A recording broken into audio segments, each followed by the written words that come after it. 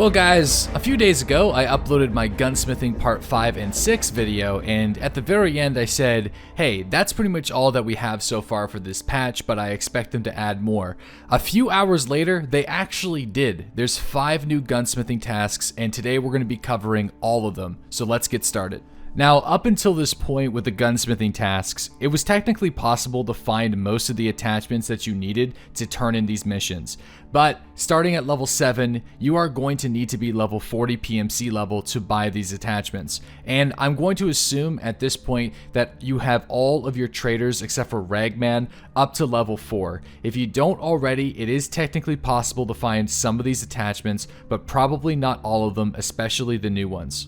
And yes, it's technically possible to go to a Tarkov trading subreddit to find these attachments and to barter them from other players or killing other players to get these attachments. But today, I'm going to just be buying them all from the traders directly and not explaining how to find them in your raids.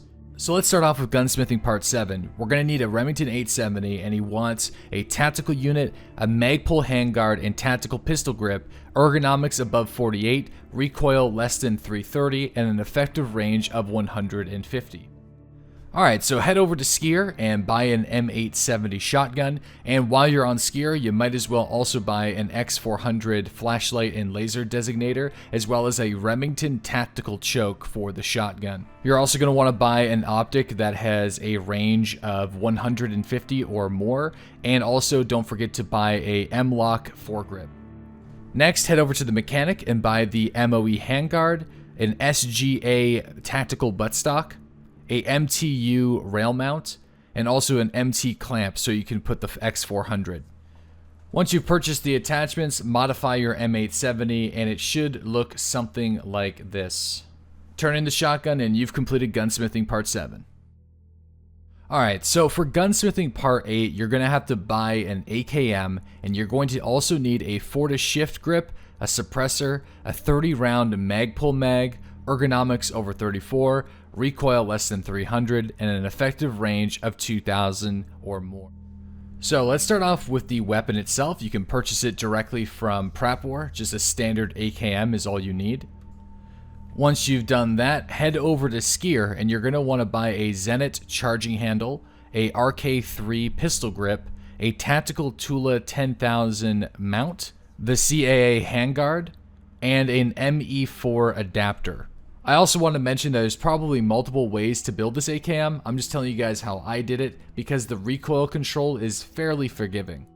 Next, you're going to want to go over to Peacekeeper and you're going to want to buy a Colt Buffer Tube A2, a PRS Gen 2 buttstock, and a Fortis Shift foregrip.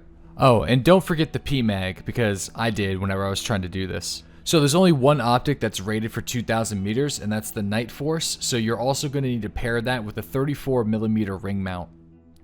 Lastly, to get the suppressor, the best option in my opinion is just the PBS-1, which you can purchase directly from Prep War. Once you purchase all the attachments, the AKM that you're looking to build should look something like this. And again, there's multiple ways that you can make this happen, but this was the easiest combination that I could come up with. Alright, moving on to Gunsmithing Part 9. This was probably the most unique of all of the gunsmithing tasks because it has you building a gun based off of a certain brand of attachments, and that's the Zenith. Now you're going to need to get an AK-74 with a tactical device, ergonomics over 37, recoil less than 370, which is incredibly easy to do, which is a little bit weird. It can't take up more than 8 cells, and most importantly, the grip, the stock, the receiver, and the muzzle brake all need to be made by Zenith all around. Alright, you're first going to want to go over to Prep War, and you need to buy an AKS-74N. So this is the only AK to my knowledge that actually works for this task right now. They're not very specific with that in the quest text. I do suspect in the future that they'll probably give us more options, like using the AK-74M, but for now, this is all we have. For this task, you're going to buy everything that you need from Skier. So we're going to be starting off with the buttstock. So you're going to want to get the Zenit PT3 Kalashnikov stock. For this, you're going to need to purchase the AKS-74 PT lock. There's 2, so just make sure you buy the right one. You're also going to want to buy a B10M foregrip, as well as a Tango Down stubby. Next, you're going to buy a Zenit RK3 AK pistol grip, the Zenit B33 dust cover, the Zenit DTK1 muzzle brake and compensator, and a Zenit RP1 charging handle. Lastly, you're going to want to buy an X400 laser. Once you bought all the attachments, slap them together and don't forget to fold the buttstock in order to turn in the task. Alright, now we're moving on to modify one of the new AKs for Gunsmithing Part 10. So the mechanic wants an AK-105 with the suppressor, a 60 round magazine, an effective range over 800, ergonomics above 53, recoil less than 410, weight of 4.8 or less, and compact as always 8 cells or less. So first, head over to Prapor and buy an AK-105 as well as a PBS-4 suppressor. Then head over to Skier and buy a Zenit RK3 AK pistol grip, a Magpul MOE AK handguard, an Magpul M-Lock AFG foregrip, a Zenit RP1 charging handle, an AK-100 PT lock, a Tactical Tula 10,000 mount, and a Zenit PT3 Kalashnikov stock.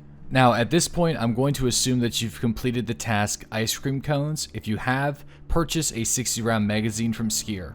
If you haven't completed this task, you can also trade in 3 gold chains to Peacekeeper for the AK that has the 60 round mag. Then head over to Peacekeeper and buy one of the 3 optics that are ranged at 800 or more, a Hammer, Bravo, or Alkin. The Hammer is the cheapest, so I would recommend just going with that. Once you purchase all the attachments, the AK that you're looking to build should look something like this. Turn the AK to complete the task and to start Gunsmithing Part 11. So, with Gunsmithing Part 11, you're going to need to modify an AS Val with a GL shock stock, an ANPEQ-15 tactical device, a night vision scope, the NSPU-M, and a 30 round magazine with ergonomics above 51 and recoil below 110. Now you can purchase an AS Val from Prapor with 7 MREs and 2 Geiger counters, but you don't have to do any searching to actually get these items. You can buy them directly from traders themselves. First, head over to the Therapist to buy 2 Geiger counters. Then head over to Peacekeeper to purchase the 7 MREs. Once you have your trade items, just buy your AS Val. It's just that easy. Now the most difficult part of this task is going to be getting your hands on the 30 round AS Val mag, but it's really not that challenging. You need to find 5 pliers with yellow handles. So any toolbox, any industrial shelf, duffel bags, scab backpacks, have them. Pliers are actually extremely common and you're not going to have a problem finding them. So any map is great for finding these. They are one of the most common items to find in the game, so pretty much everywhere you search, you will find these. Customs might be one of the better maps in Shoreline because of the number of filing cabinets, duffel bags, industrial shells, dead scavs have them, jackets have them, you name it, dead scav, like killing scavengers and looting their pockets and backpacks, they're everywhere. Once you get access to your 30 round magazine, you want to go to Prapor to buy the NSPU-M night vision scope.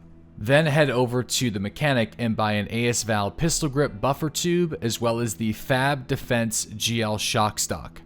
Then head over to Peacekeeper to purchase the ANPEQ-15 tactical device as well as a Fortis Shift tactical grip. And lastly, head over to Skier to purchase the Taz 6P29M mount for the AS Val. Once you get access to all the attachments, the weapon you're looking to build should look something like this. Hand over the weapon and congratulations, you completed every single gunsmithing task as of May 13th, 2018. Hopefully the morning I upload this video, there won't be more tasks added right away. If you're watching this in the future, there will most likely be more gunsmithing tasks added eventually. So definitely subscribe to the channel and check out the playlist for all the mechanic gunsmithing tasks and other tasks for all the traders in the game. I hope you found this useful. If you did, make sure you give it a like, share this around with your friends, and check out the daily live streams every single morning starting at 8:30 a.m. Eastern Standard Time.